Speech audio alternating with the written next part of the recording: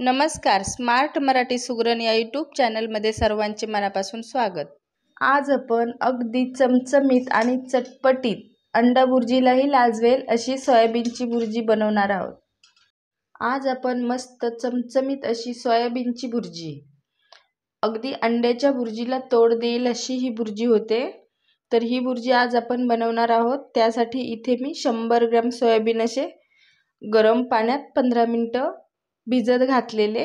गरम पाण्यात थोडंसं मीठ घालायचं आणि मग सोयाबीन घालायचे. 15 ते 20 मिनिटात असे सोयाबीन एकदम मऊ होतात. तर सुरुवातीला आता आपण याच्यात थंड पाणी घालून हे सोयाबीन चांगले पिळून घेऊया. आता आपण हे सोयाबीनमधलं गरम पाणी काढून थंड पाणी घातलेलं आहे. तर आता हे चांगले आपल्याला असे करकचून पिळून घ्यायचे, कारण हे सोयाबीनमध्ये आपल्याला अजिबात पाणी ठेवायचं नाही. मस्त असे कोरडे कोरडे आपल्याला पिळून घ्यायचे. हे पहा, सोयाबीन मी सगळे असे पिळून घेतलेले आहेत. त्याच्यात आपल्याला अजिबात पाणी ठेवायचं नाही. एकदम असे कोरडे झाले पाहिजेत असे. तर आता याला आपण मिक्सरला फिरवून घेऊया. आपल्याला अगदी याची अशी बारीक पेस्ट करायची नाही. तर आपल्याला असा जाडसर मिक्सरला फिरवून घ्यायचा. आणि तुमच्याकडे खलबत्ता असेल तर खलबत्त्यात चेचून घेतला तरीही चालतो. तर हे पहा, मिक्सरला अशा प्रकारे मी फिरवून घेतलेलं आहे. हे पहा, अशा प्रकारे जाडसर. आणि एखादा जर सोयाबीन त्यात मोठा राहिला तर तो हाताने कुस्करून घालायचा. आणि याच्यात आपल्याला पाणी वगैरे घालून असं वाटून घ्यायचं नाही आहे, कारण ह्याला चालू बंद करून असं जाडसर याची भरड करून घ्यायची. सोयाबीनच्या भुर्जीसाठी लागणारे मसाले पहा. इथे मी 2 मध्यम आकाराचे कांदे असे बारीक चिरून घेतलेले आहेत. आणि इथे थोडीशी कोथिंबीर घेतलेली आहे. आणि इथे मी अख्खीच मिरची अशी मध्ये फक्त चीर पाडून घेतलेली आहे. 1 कढीपत्त्याची अशी टाळी घेतलेली आहे.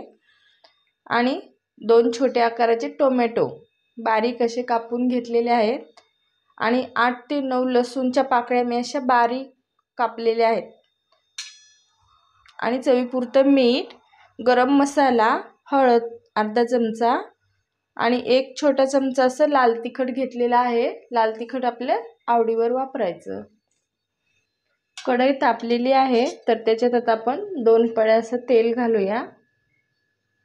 तेल थोडंसं सोयाबीन बुर्जीला जास्त वापरायचं, म्हणजे अगदी चमचमीत होते. आणि तेलही गरम झालेलं आहे. तर आता त्याच्यात घालूया कांदा.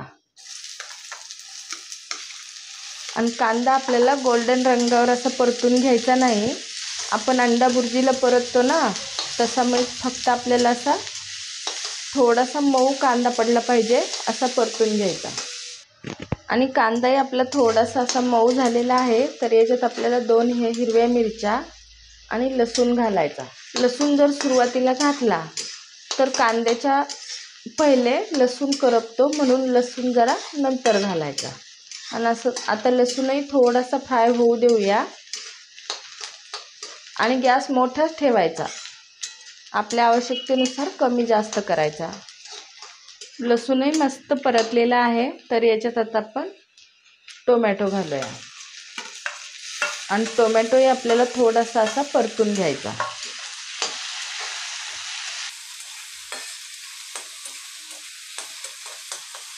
टोमॅटो लवकर बारीक व्हावा म्हणून आपण याच्यात मीठ घालूया.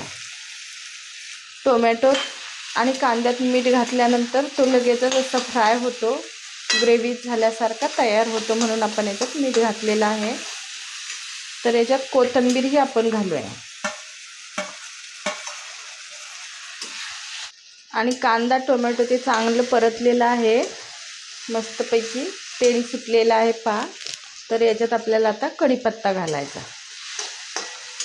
कढीपत्ता जर सुरुवातीला घातला तर त्याचा स्वाद असा निघून जातो. कढीपत्ता असा उशिरा टाकल्यानंतर त्याचा फ्लेवर असा टिकून राहतो, म्हणून तो उशिरा मी घातलेला आहे. तुम्हाला जर आवडत असेल तर फोडणीत आधी घातला तरीही चालतो. आणि कांदा टोमॅटो ते तुमच्या आवडीवर कमी जास्त करायचं. आणि आता आपण हे सुके मसाले पाहिलेले घालूया. आणि तेही मस्त असे परतून घ्यायचे. मसाले सगळे मस्त असे परतून झालेले आहेत. तर आता आपल्याला गॅस एकदम कमी करायचा आणि आता मस्त असं मिक्स करून घ्यायचं. अगदी अंड्याच्या बुर्जीला तोड देते अशी ही सोयाबीनची बुर्जी होते.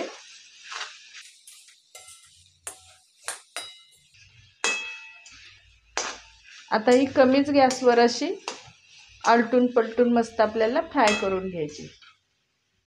हे पहा 4 ते 5 मिनिट मी अशी आपली भाजी फ्राय करून घेतलेली आहे आणि आपली भाजी आता खाण्यासाठी तयार झालेली आहे.